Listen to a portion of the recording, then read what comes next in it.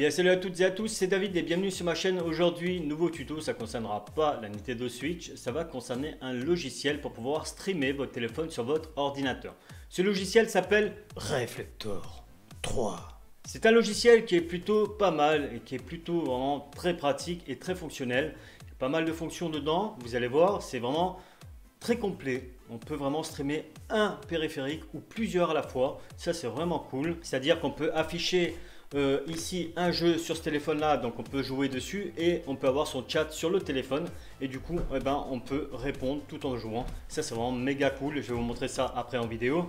Mais avant de continuer cette vidéo, je vous invite à cliquer sur s'abonner si ce n'est pas déjà fait et sur la petite cloche pour rester informé lorsque je posterai de nouvelles vidéos. Comme d'habitude, n'hésitez pas à partager un maximum et n'hésitez pas à mettre le petit pouce, c'est la récompense. Donc nous allons passer sur le logiciel que l'on aura besoin. Comme d'habitude, je vous ferai un pack, vous n'aurez plus qu'à prendre l'archive, la dézipper et faire exactement comme moi. Donc cette archive est ici, on va la prendre, on va la dézipper, comme ceci. On va rentrer dessus, on va rentrer dans le dossier. Ici, j'ai une version 32 ou une 64 bits. Pour savoir quelle version d'architecture vous avez, vous allez sur ce PC, clic droit, propriété. Et ici, vous aurez l'architecture. Donc ici, on est en x64. D'accord? Donc moi, je vais prendre la version 64. Je vais cliquer dessus et je vais aller sur setup.msi. Je vais le lancer.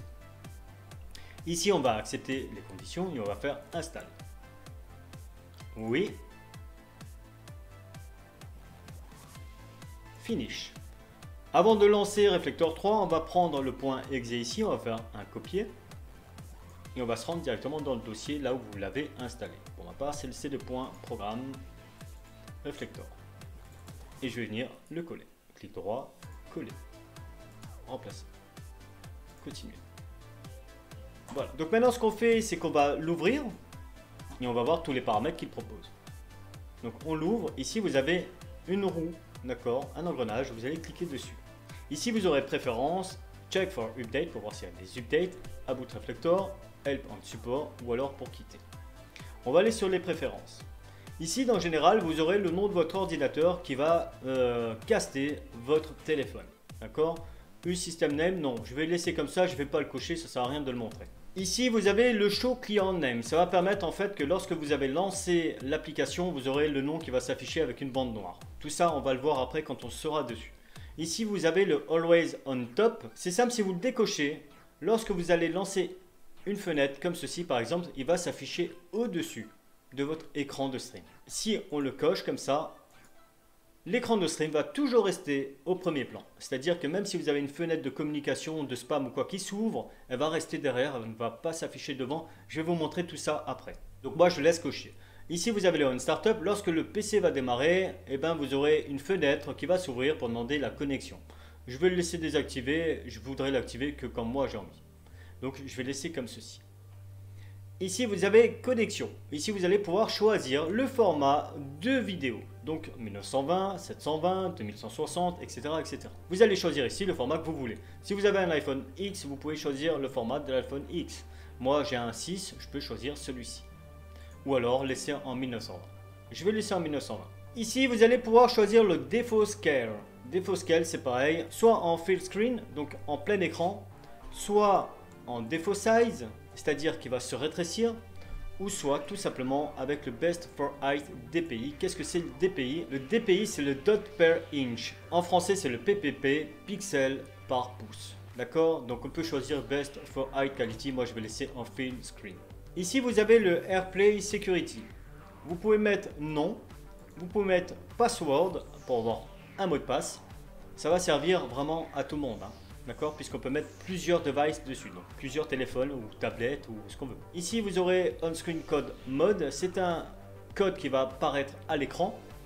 Ou alors, One Time On-Screen Code. C'est un mot de passe qui va apparaître à l'écran, mais qui va disparaître. Il ne va pas rester. Donc moi, je vais mettre Non, j'en ai pas besoin. Ici, vous avez le On Connection.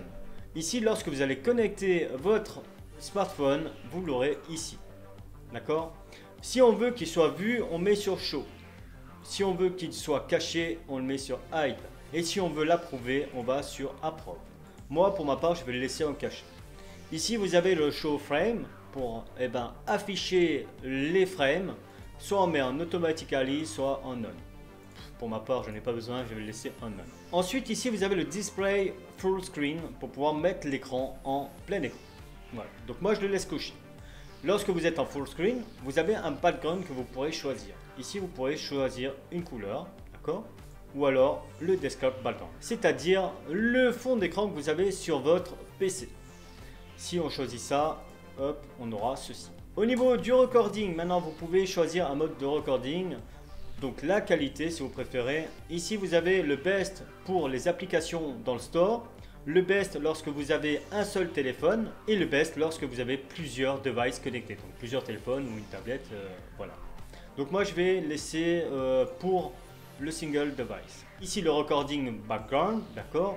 Le recording FPS, à combien on va recorder, on peut mettre à 60 si on le veut, à 30. Vous choisissez la qualité que vous voulez. Si maintenant je mets celui-ci, il va mettre automatiquement comme ceci.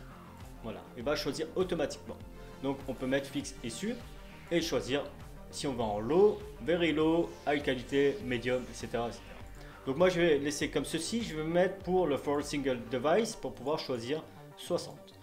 Il faut savoir qu'il y a des applications, on n'a pas besoin d'avoir 60 images par seconde, hein. 30 ça suffit largement, l'œil il le voit très très bien. Les applications ne sont pas très fluides, donc du coup on n'a pas besoin de mettre 60. Ensuite on peut passer sur le network, soit on met une All Available Interface, ou soit on choisit une interface spécifique, avec ici un port, etc. etc.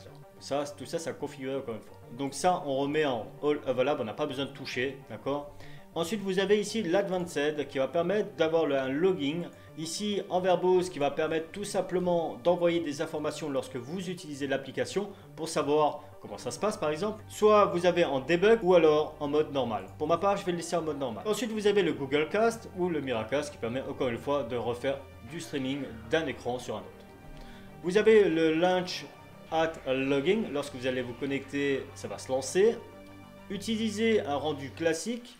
Et ici, vous avez le Include Controller Windows qui est tout simplement la fenêtre de contrôle. Ici, lorsque vous faites une connexion ou lorsque vous déconnectez, vous pouvez faire un Clear Device, d'accord, histoire de faire un petit nettoyage. Comme ça, lorsque vous allez vous relancer, il n'y aura pas de petits bugs et tout ça, ça fonctionnera bien. Ici, vous avez la possibilité maintenant de connecter un compte YouTube.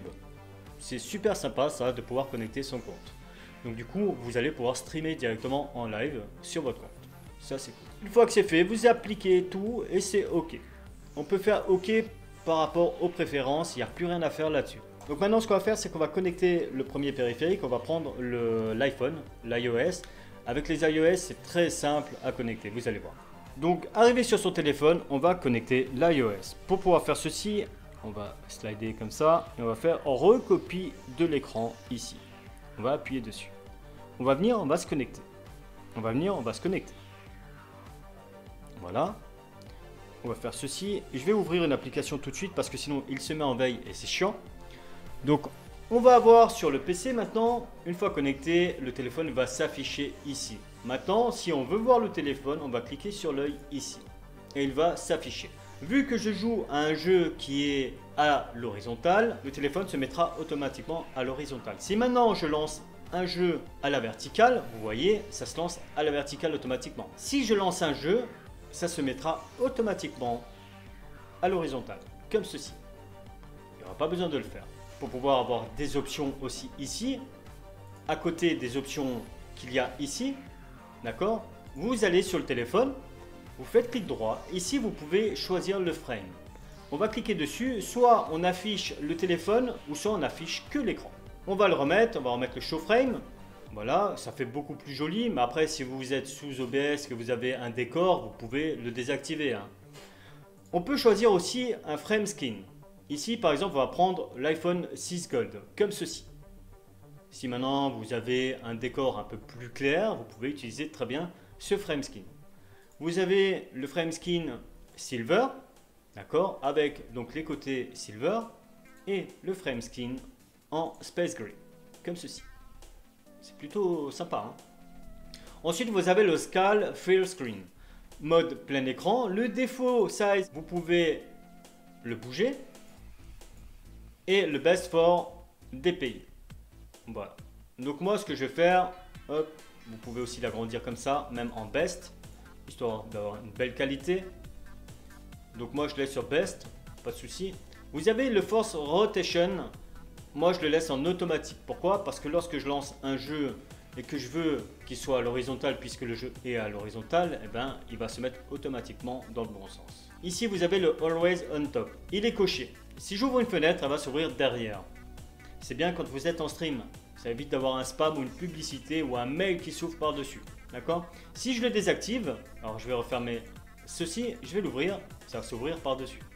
Donc, quand vous êtes en stream, très important, laissez-le activer. Ici, vous avez le display full screen pour le mettre en plein écran ou alors le laisser en petit écran. Voilà, tout simplement. Et vous pouvez voir que derrière, tout s'enlève. On va de nouveau aller dans les paramètres, dans les préférences, connexion. On va choisir par exemple un solide. On va choisir par exemple du magenta, comme ceci. OK. On peut faire ceci. Ici, je vais mettre en full écran. Ça va me mettre un background derrière. On peut enlever le full screen mode. Je vais vous montrer maintenant avec la version d'Android et le logiciel qu'il va falloir télécharger pour pouvoir l'utiliser. Donc je vais mettre ce téléphone ici de côté. Je vais prendre mon téléphone Android. On va se rendre sur le Play Store et l'application à télécharger, c'est Caster l'écran, écran smartphone sur TV Casto.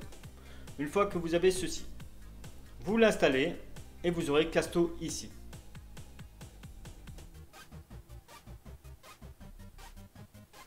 Voilà. Bon, ici, on peut faire ceci, on peut fermer ceci, on va donner une étoile, voilà, ça on s'en fout. On va maintenant sélectionner TV. Pour ceci, on va sélectionner TV comme ceci. Ici, ça, on peut le fermer et on va venir chercher son bureau. On va se rendre sur le PC à nouveau. On va réouvrir Reflector et on l'aura ici, Cast Device. Pour pouvoir le voir, on va cliquer ici. Ça va s'ouvrir et il va s'afficher juste à côté. Ici, on peut très bien se connecter à son chat, hein, par exemple, ou faire toute autre chose, je sais pas. Mais voilà, on peut avoir deux téléphones connectés en même temps. Et ça, c'est cool. On peut avoir même 3 téléphones, même 4 téléphones si vous voulez. Vous pouvez avoir plein de téléphones si vous voulez. Ça, c'est pas un souci. Donc voilà, vous pouvez très bien utiliser plein de téléphones pour faire des caméras et faire par exemple la télé-réalité. C'est un exemple que je donne, mais c'est possible. Donc voilà.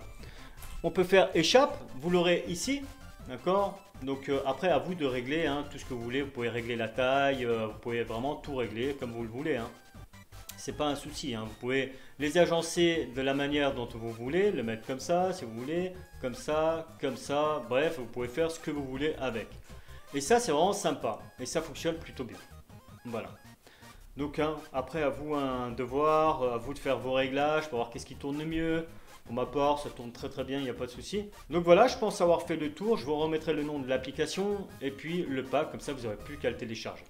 Voilà concernant cette application Reflector 3 qui est vraiment une très bonne application, ça fonctionne vraiment très bien. Comme d'habitude, n'hésitez pas à partager un maximum, n'hésitez pas à mettre le petit pouce de la récompense. Si vous n'êtes pas abonné à ma chaîne, n'hésitez pas à vous abonner. Cliquez sur la petite cloche pour rester informé lorsque je posterai de nouvelles vidéos. Je vais vous laisser ici et sur ce, je vous dis à la prochaine. Allez, ciao!